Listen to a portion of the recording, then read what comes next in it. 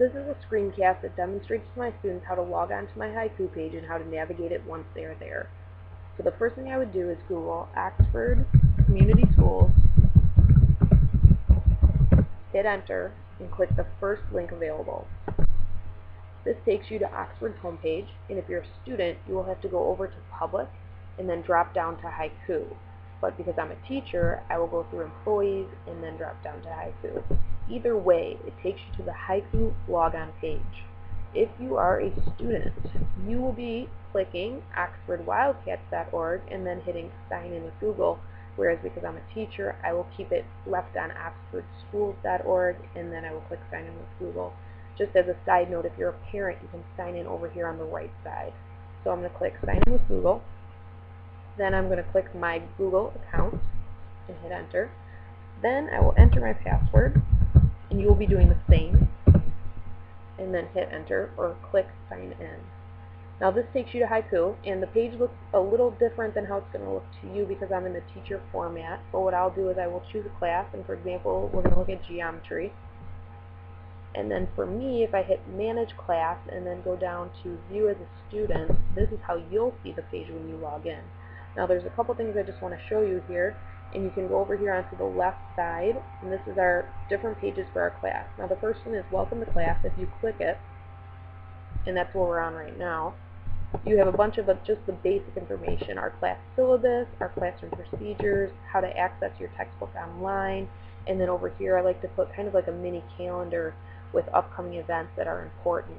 So if you want to view any of these things, you just click them. For example, we'll click the classroom procedures document and then have open, mark, and then click OK, and it opens up the document. You can read through it, you can print it, and when you're done you can just exit out.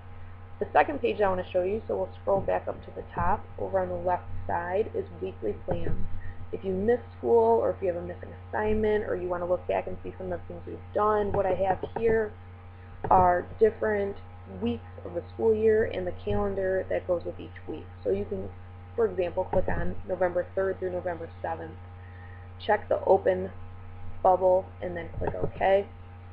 And this is a picture of what our backboard in our classroom looks like at the end of the week. So you can see the homework assignments we did, the quizzes and test days, and things like that. And when you're done, you can simply X out, and you can see any of the weeks of the school year that we've had so far.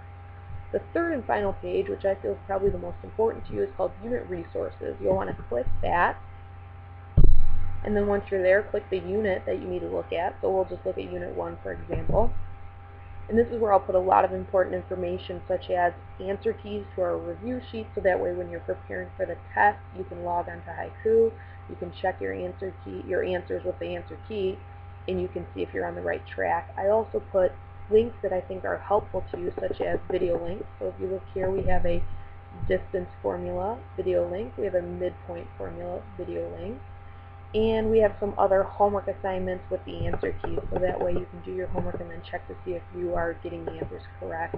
Lastly, on this page we have our learning goals and our vocab for the unit. So this page provides a lot of resources to you. If you scroll up to the top, we have some other tabs that we can look at. I don't use all of them, but sometimes we will. There's a calendar tab, and this would be a more detailed calendar of the things we have going on. Now right now we don't have anything on it because I tend to just use that mini calendar that I showed you on the first page, but there's a calendar option.